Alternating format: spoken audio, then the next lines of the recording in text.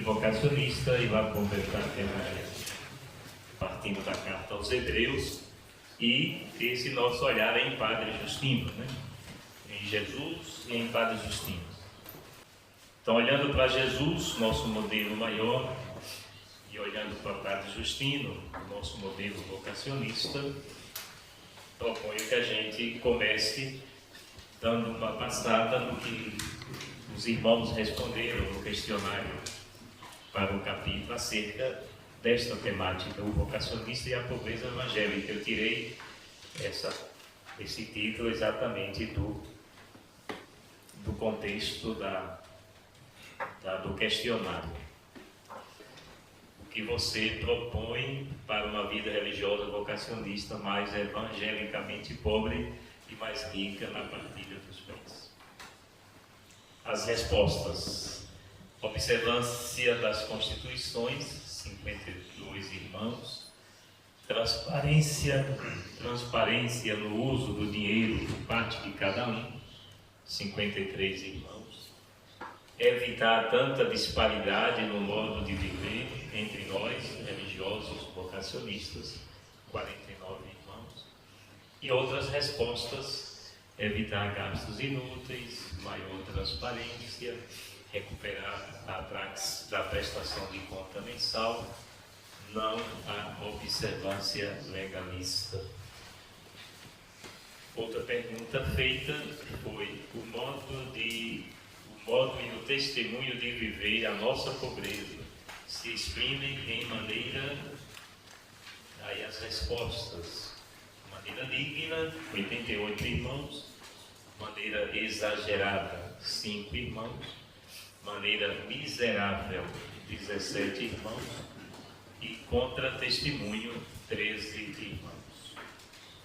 Outras respostas: falta de sinceridade por parte dos superiores, falta de transparência nas contas das comunidades, obras em ruínas por causa da escassa qualidade dos religiosos, disparidade de religiosos ricos e pobres, falta de igualdade entre os religiosos. Outra pergunta: parece que na economia comunitária inerente à nossa profissão religiosa permanece sempre uma mentalidade egoísta, individualista e indiferente. O que você propõe para nos libertar destes comportamentos e atingir um estilo de vida mais humano, nobre e fecundo para o bem comum? As respostas: prestação de conta mensal, sã critério no uso dos bens da comunidade, exigir dos confrades o respeito decoroso do bem comum, autenticidade por parte dos superiores, a congregação deveria ser mais paterna e ao essencial da vida religiosa, prover as necessidades dos confrades, punir quem não contribui, estilo de vida simples, visão para o ministério, correção fraterna, transparência, generosidade, honestidade, evitar interesses pessoais, péssimo testemunho, obediência, equipe de formação, incentivar desde a formação inicial, viver vida comunitária, eliminar os privilégios entre padres e religiosos e evidenciar a partilha com exemplos concretos e sinceridade. Então, foram respostas dadas por nós mesmos, né? Ou seja, nós, que eu digo, nós enquanto congregação, acerca desta reflexão proposta para ser respondida em vista do nosso capítulo. Então, todos nós, e mais precisamente vocês, capitulares, vão se debruçar, com certeza, em determinados momentos, né, do nosso capítulo sobre essa questão. Eu trouxe aqui os textos da Ascensão que falam dos meios financeiros. Nós não vamos ler todos os artigos para não ocupar, não é que o Justino não mereça, mas o tempo não é tanto, né? Então, eu vou só ressaltar alguns, aí a gente vai acompanhando. O artigo 791, vamos saltar aí os dois primeiros, depois, no momento orante, no deserto, né, depois da nossa fala, aí nós querendo, pode retomar a Ascensão e ler na íntegra esse capítulo 93, onde o Padre Justino nos orienta sobre os meios financeiros. Mas aqui no 791 ele diz: partimos sempre do princípio e o mantemos sempre vivo diante de nós. E se por um lado é necessário confiar em Deus, aquilo que de manhã a gente falava da divina providência, como se esperássemos tudo dele, por outro se torna indispensável agir intensamente entre nós e entre as outras pessoas, como se tudo dependesse da cooperação humana, mesmo quando se trata dos meios financeiros. Então, Padre Justino, uma pessoa como nós conhecemos, e aqui tem pessoas que conhecem ele mais do que eu, muito mais do que os seus escritos.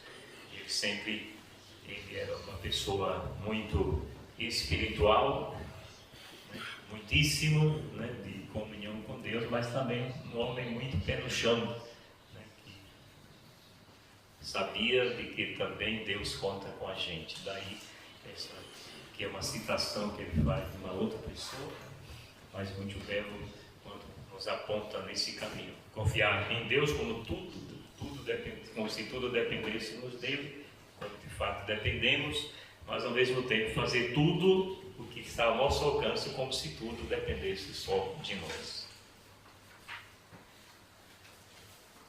Outro artigo aqui que eu quero partilhar é o 793, onde ele vai dizer que a divina providência estabeleceu como recurso de meios materiais para a nossa família religiosa o trabalho intensíssimo, espiritual e material, e isso para todos os ramos e categorias da congregação, além de uma prudente economia geral e particular e a pobreza efetiva de sua vida comum. Acho que nas nossas determinações capitulares, né, devemos sempre levar em conta essa orientação, né, do Padre Justino, né, no campo da economia. Uma prudente economia geral e particular, portanto, de cada religioso, não só de quem está no governo, nas diversas instâncias de governo geral, provincial, uma delegação, de uma comunidade, mas de cada pessoa, de cada um de nós, né? de cada religioso, e ele chama aqui de pobreza efetiva, né? Na nossa vida comum. O outro artigo é o 795, que ele fala também sobre a providência. Quer ainda a divina providência que suscitemos incessantemente através de meios ordinários, especificamente nossos, e através de meios extraordinários, a beneficência do próximo, rico ou pobre, para a obrigatória obra das vocações para a santificação universal. Esse estímulo que o Padre Justino nos faz da gente, como se diz no Brasil, correr atrás, né? A gente precisa buscar, né, os chamados benfeitores, né, para a obra das divinas vocações. Dando mais um outro salto aí nos números da Ascensão, vamos ao 801 e 802. Sempre que quando eu conheci, né, estudei a Ascensão e sempre que pude reler, dentro desse assunto da pobreza, né, da nossa pobreza, esses dois artigos sempre me ajudaram muito a me questionar, né, como religioso, e por isso proponho para a gente rezar também nesta tarde essa orientação do Padre Justino.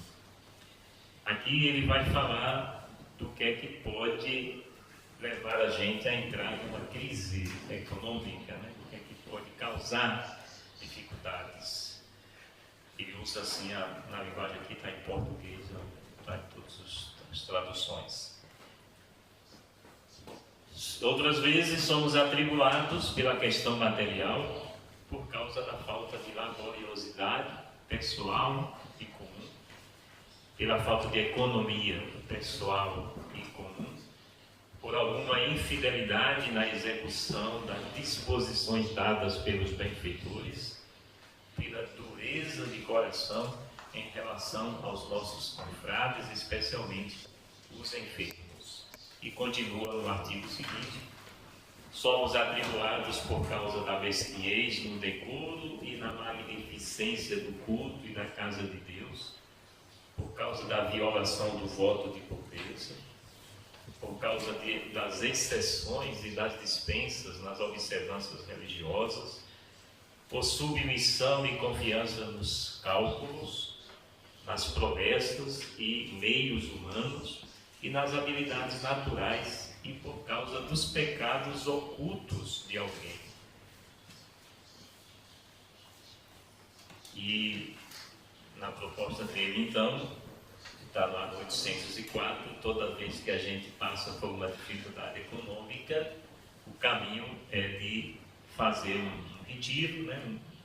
Uma análise, uma reflexão, e começar observâncias mais generosas e integrais das constituições do diretório. A proposta de Padre Justino para superar uma crise econômica financeira é uma fidelidade maior ao que nós assumimos no dia da nossa profissão religiosa, a Constituição e o Diretório Vocacionista. Então, Padre Justino já nos aponta esse caminho enquanto congregação, e eu quero, nesses minutos, oferecer novamente a pessoa de Jesus.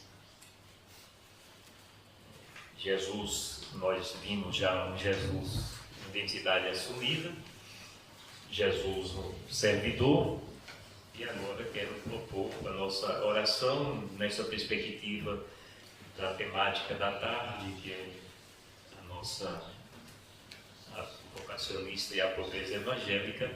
O modelo é Jesus. Jesus pobre e os pobres. Porque além de ser modelo de pobreza, Jesus aponta o caminho dos pobres. E aí nossa opção, como se costumou chamar lá na América Latina, nas conferências episcopais da América Latina, mas que tornou patrimônio da Igreja Universal, que é hoje Francisco, Papa Francisco assume muito essa mesma direção, de uma opção evangélica pelos pobres. Jesus pobre seria a primeira olhar nosso, retomar. Todos nós já conhecemos, mas só para ajudar a gente a ter em mãos e rezar melhor nesta tarde, o que ele diz em Mateus 8:20. As raposas têm tocas, as aves do céu têm ninhos, mas o Filho do Homem não tem onde repousar a cabeça. Essa é a expressão mais forte no Evangelho, na minha leitura, de apontar essa pobreza de Jesus, essa pobreza material, falando aqui não tanto naquela pobreza que a gente conhece também, que Jesus era Deus, e mesmo sendo Deus, que São Paulo fala na carta aos Filipenses, mas quem nos diz, no seu rebaixamento, não se agarrou a ser Deus e aceitou ser também Deus e homem, é uma pobreza. Mas aqui eu queria que a gente olhasse mais Jesus pobre, mesmo no sentido literal da palavra, como ele disse aqui, que não tinha onde repousar a cabeça.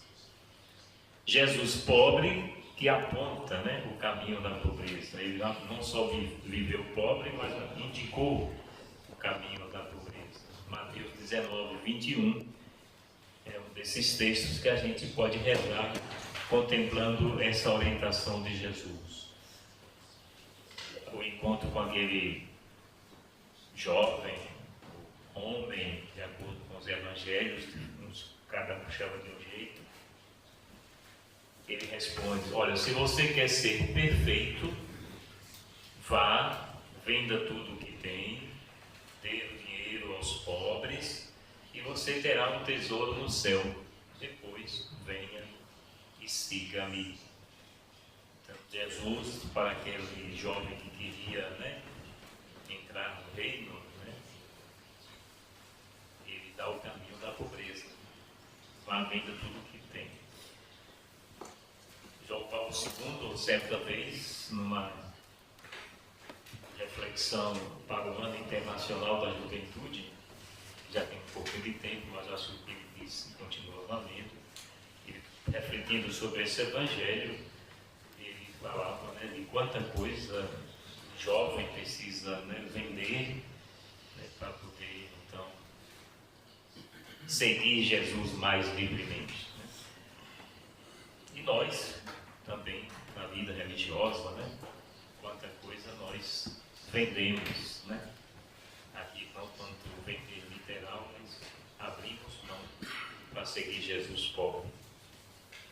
Mateus 6,21, disse Jesus: onde está o seu tesouro, aí estará também o seu coração.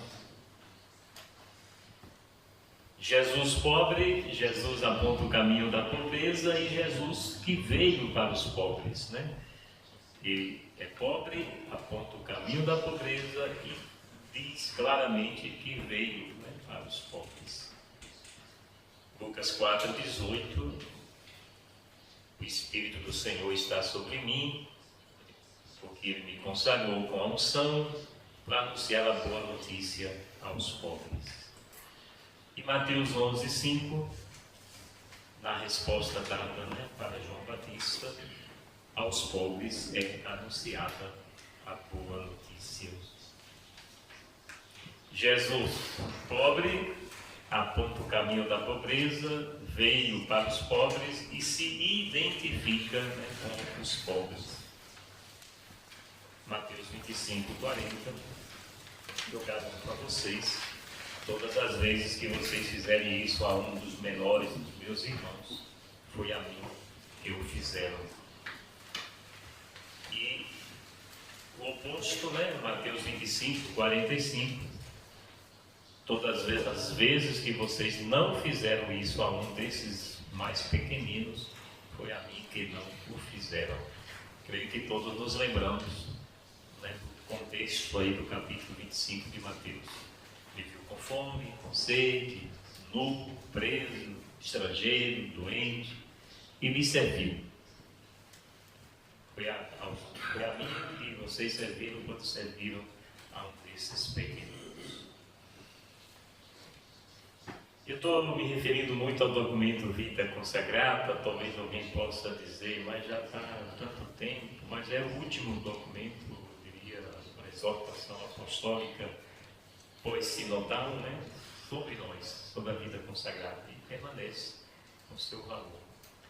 E aí cito 3 parágrafos de um mesmo número, o artigo número 82 desse documento. Disse São João Paulo II: a opção pelos pobres inscreve-se na própria dinâmica do amor vivido segundo Jesus Cristo. Assim, estão obrigados a ela, a opção pelos pobres, todos os seus discípulos. Mas aqueles que querem seguir o Senhor mais de perto, nós, a vida consagrada, religiosa, os que querem seguir o Senhor mais de perto, imitando as suas atitudes, não podem deixar de se sentirem implicados de modo absolutamente particular em tal opção. Aqui São João Paulo II já deu um avanço muito grande, quando ele disse que a opção pelos pobres, ele não usou preferencial, que era o termo usado muito lá nas conferências da América Latina, ele tirou até o preferencial, ele deixou só a opção pelos pobres.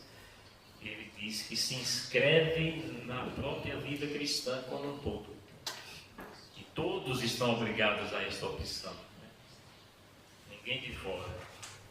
E aí triplica, né, mais nós. Se todos estão obrigados, nós, vida consagrada, muito mais ainda somos obrigados a fazer isso. Continua então São João Paulo II falando isso, comporta para cada instituto, portanto para nós, vocacionistas, também, a adoção de um estilo de vida, tanto pessoal como comunitário, humilde e austero. As pessoas consagradas poderão denunciar as injustiças e empenhar-se na promoção da justiça no ambiente social onde atuam, se adotam esse estilo de vida humilde e austero e fazem a opção pelos pobres. Nós temos melhores condições de viver a missão de João Batista, né? A missão profética da denúncia que levou João à morte, é verdade, mas faz parte da nossa vida, né? E continua São João Paulo II, nesse mesmo parágrafo, numa outra parte, diz assim: servir aos pobres é ato de evangelização e, ao mesmo tempo, selo de fidelidade ao Evangelho e estímulo de conversão permanente para a vida consagrada.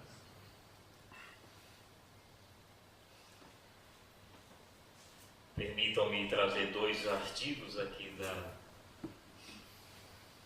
de documentos lá da Conferência dos Bispos da América Latina, em Puebla, no México, em 1979, quando disse: o serviço aos pobres é a medida privilegiada, embora não exclusiva, de nosso segmento de Cristo.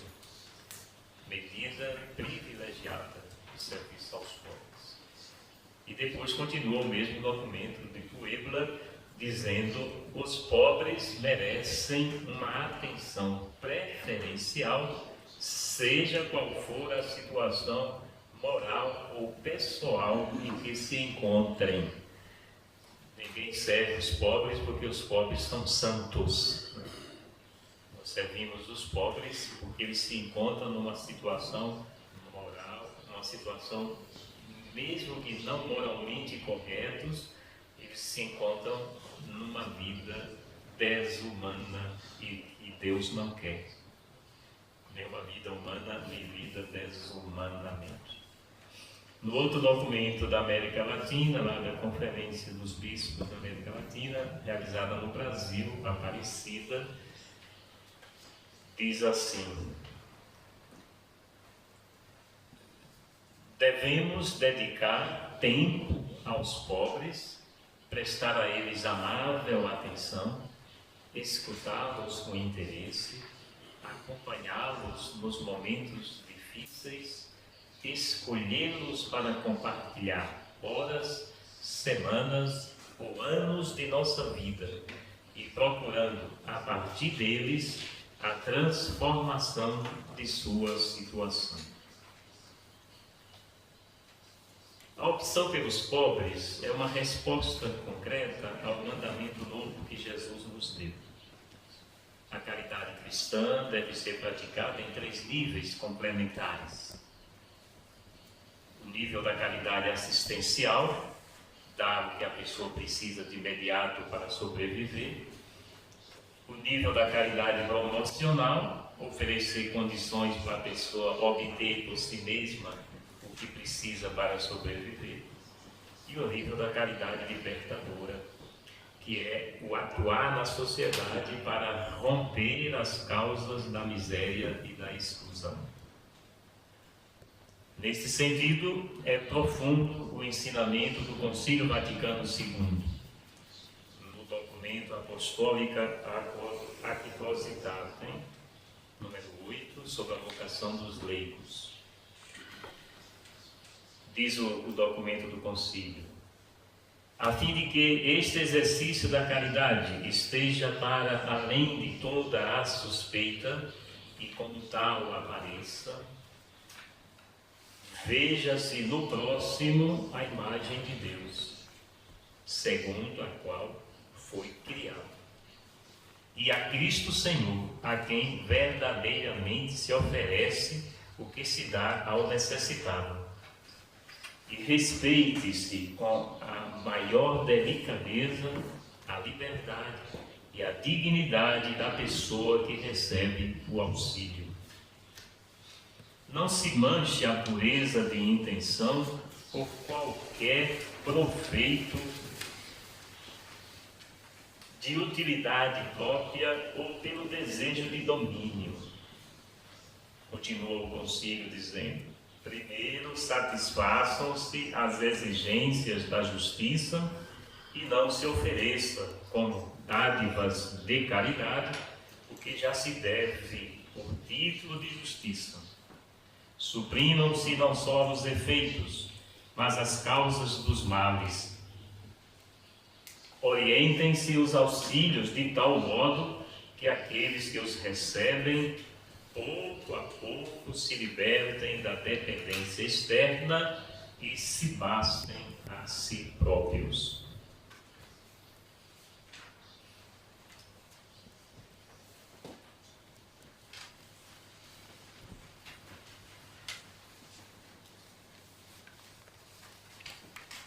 Participando de uma assembleia nossa, e que não está escrito, peço aos tradutores que, se possível, tentem dizer o que eu vou falar aqui rapidinho, não coloquei aqui, mas me veio na memória.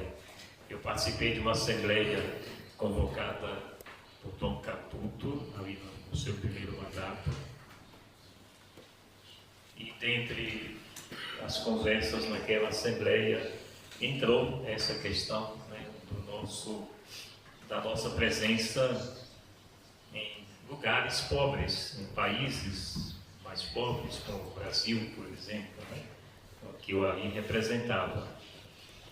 E, não querendo, e não vou dizer o nome, porque não tem necessidade, alguém questionava por que é que o Brasil, tendo pobreza, não tinha vocações, né? Por que é que o Brasil, sendo pobre, os nossos vocacionários no Brasil só tinham 5, 6 jovens? E eu tentei explicar, dizendo que não existe uma relação direta pobreza-vocação, né? Até eu achava errado pensar assim, porque é como se quisesse dizer que o pobre estava no vocacionário só para poder ter casa e comida. Creio que seja assim ou que deva ser assim. Eu acho que nós no capítulo precisamos conversar sempre sobre isso, né? No nosso serviço vocacional, nos lugares mais pobres, não é porque ali vai dar mais vocações para a gente.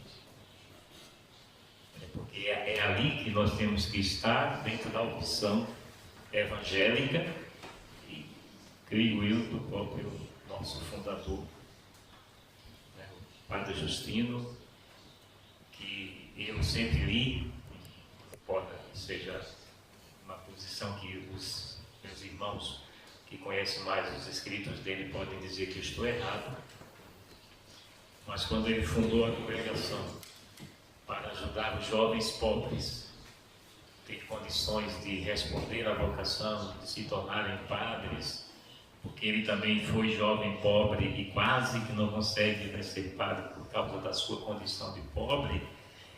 Ele cria o vocacionário para ajudar esses jovens pobres. Eu não vejo aí outra coisa senão esta também opção preferencial pelos pobres no nosso fundador. Portanto, muito presente aí. Então, acho que a nossa presença é para ajudar, é para servir, é para fazer esse jovem pobre que tem vocação a ter condições de se desenvolver e de responder o chamado de Deus. Então, creio que nós, nesta tarde, nesse momento orante, e eu deixei aí 2 perguntas apenas para ajudar, mas, como eu já disse nas outras vezes, é só uma proposta. Como é que nós estamos vivendo esse conselho evangélico da pobreza que professamos, que começa de nós, de cada um de nós, e vai indo a todos os irmãos, e como é que nós estamos vivendo a opção e o serviço aos pobres, porque isso, como vimos aqui na fala de São João Paulo II, é uma obrigação, né? Então, estar junto dos mais pobres, socialmente, né, também, e ajudá-los a sair da pobreza, né, como disse aqui o Concílio Vaticano II, creio que seja uma missão também nossa, vocacionista, né? Formar pessoas, e aí aquela proposta que eu fiz, né, de educar leigos para atuar na política, para que atuando na política tenha como transformar a sociedade e eliminar as causas, né, da miséria e da pobreza. E a pergunta não, para a gente pensar e rezar um pouquinho exatamente como é que nós estamos, nos países onde nós estamos vivendo esta opção, esse serviço aos mais pobres. Ó meu Deus e meu tudo, Pai, Filho e Espírito Santo,